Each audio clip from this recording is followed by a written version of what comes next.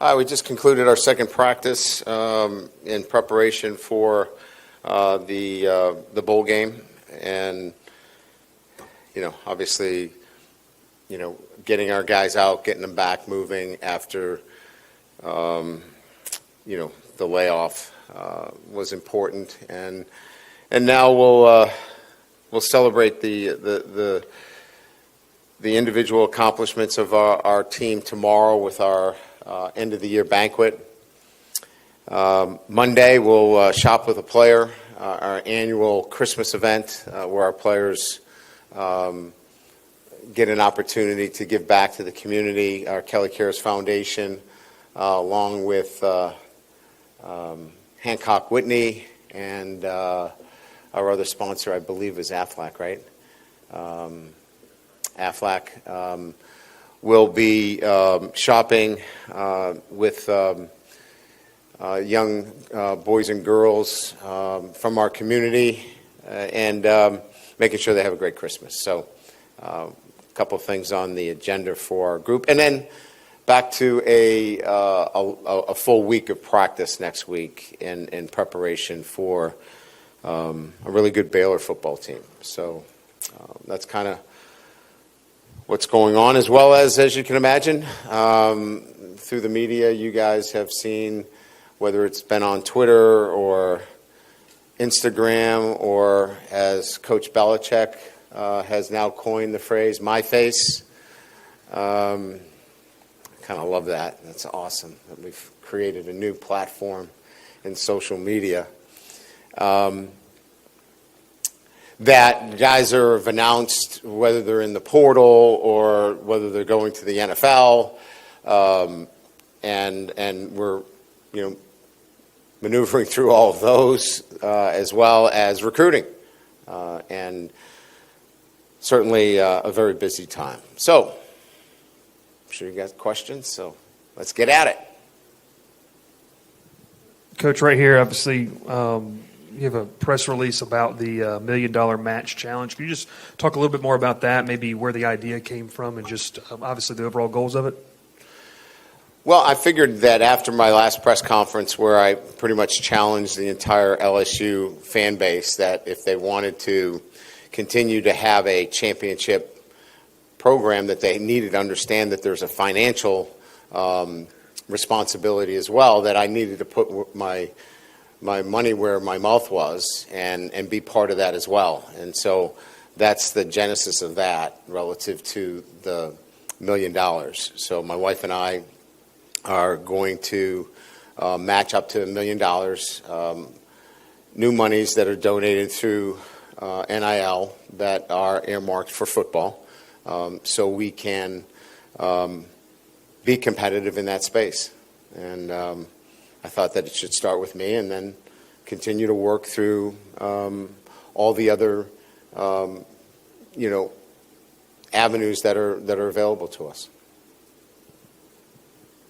Through a couple of days of practice, you have a good idea, what kind of team you're going to put on the field in this bowl game and what kind of participation you're going to have? Oh, yeah. Good?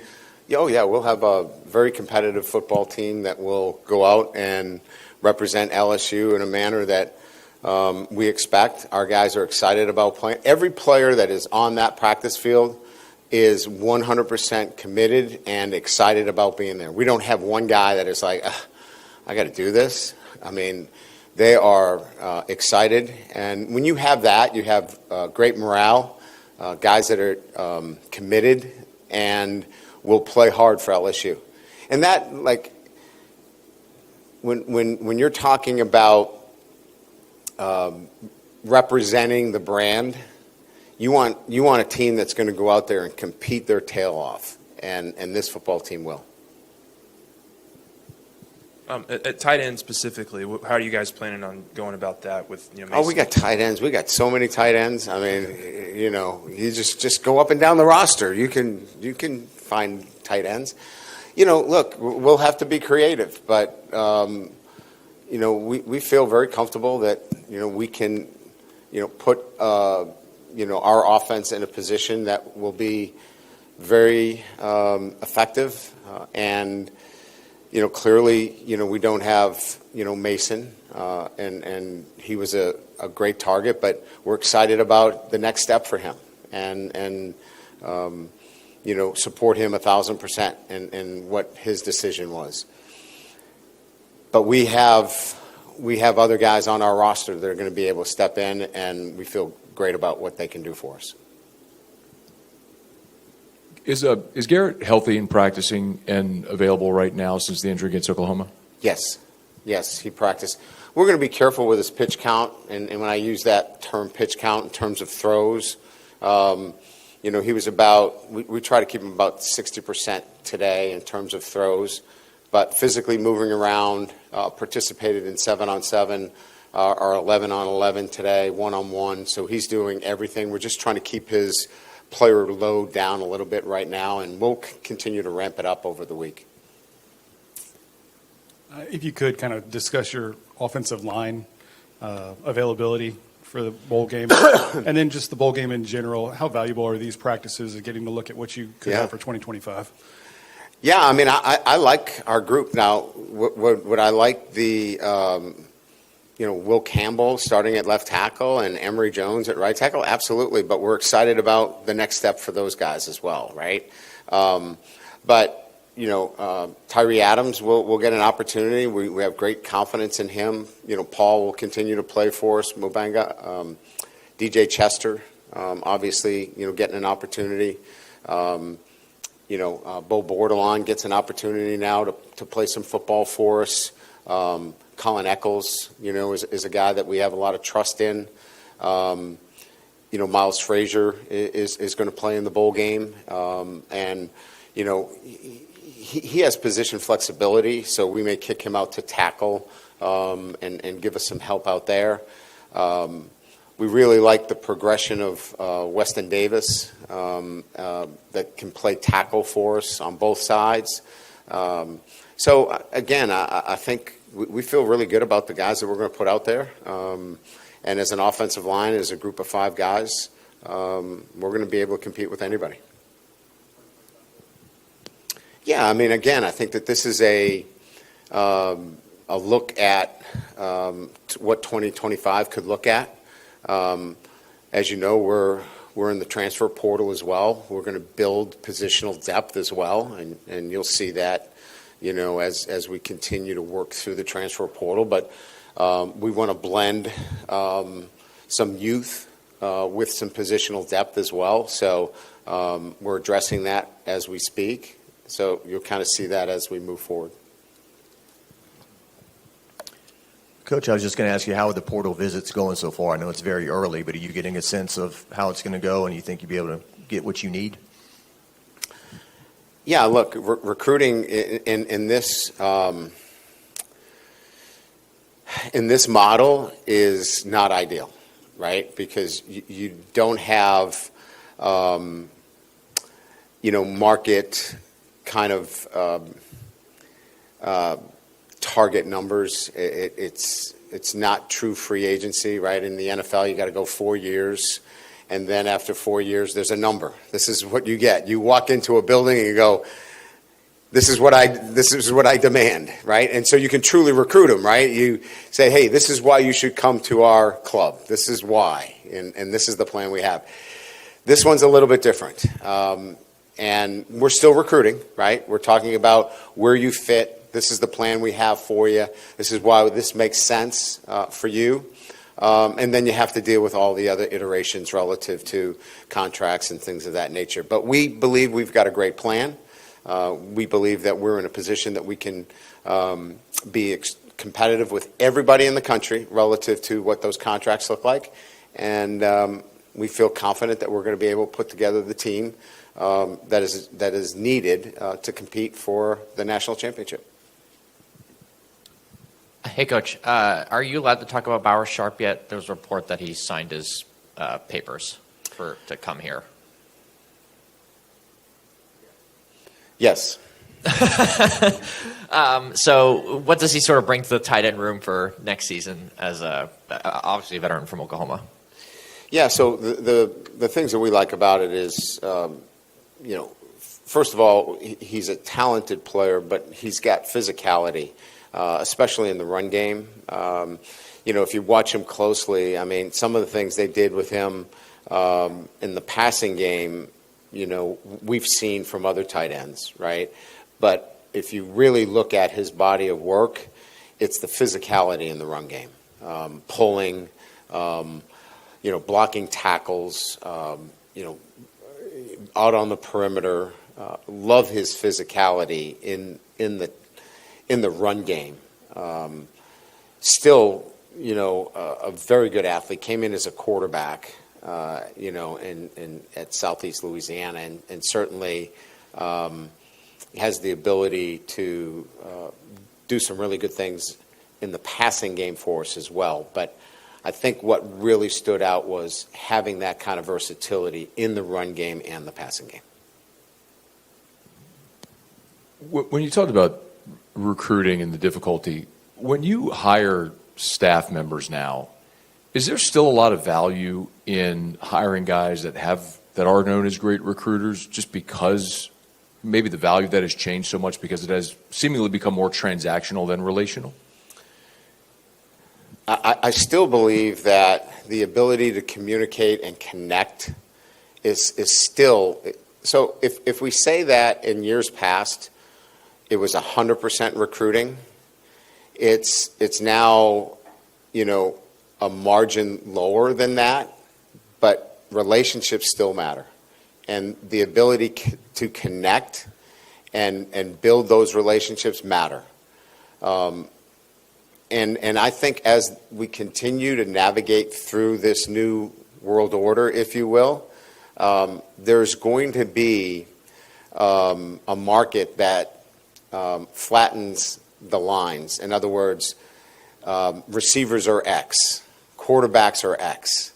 And when that becomes even across the board, it's going to swing back to relationships. It's going to swing back to those that can connect and those programs that fit. So maybe right now the pendulum has swung a little bit towards the other way, but it's going to come back. Brian, when did you? Can you give some insight into Garrett Nussmeier's decision to come back? When did you feel pretty good about the fact that he was coming back, and just the value of having such an experienced quarterback returning for you next year compared to what a lot of other coaches are probably going to have? Well, I think that, knowing Garrett, there was always a sense of he had waited for his opportunity, and he had been such a proponent of, LSU and wanting to be here that I think there was always this sense that, he was going to come back, but we never took it for granted. We did our due diligence. We made our case as to why it was in everybody's best interest for him to come back for another year, and re-recruited him from that standpoint. And when we were able to, present him with what we felt was, a great opportunity from a,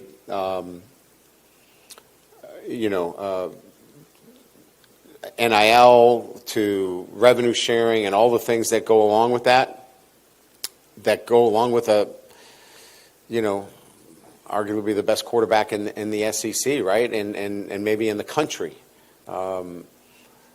Then we were able to close this and get him to publicly say that he was coming back. So I think there was a lot of confidence, but you never take that for granted. You have to re-recruit, and we re-recruited him, and we're excited that he's back.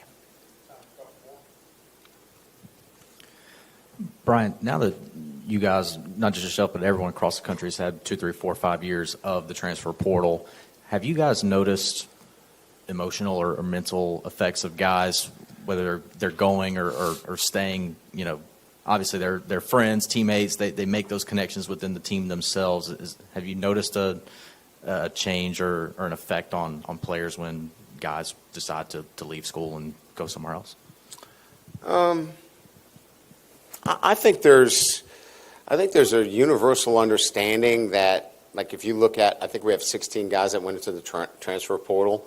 The guys know that usually 90% of the guys are going into the transfer portal because of, playing time and or other reasons, right? And, we probably have 2 guys in there that just didn't add up to us, right? But most of it is we're trying to help them find a place where they can, go out and play, and we're supporting them, and then there's some guys that, it just wasn't the right fit, and so the guys in the program know that too, because they see it every day. They're witnesses.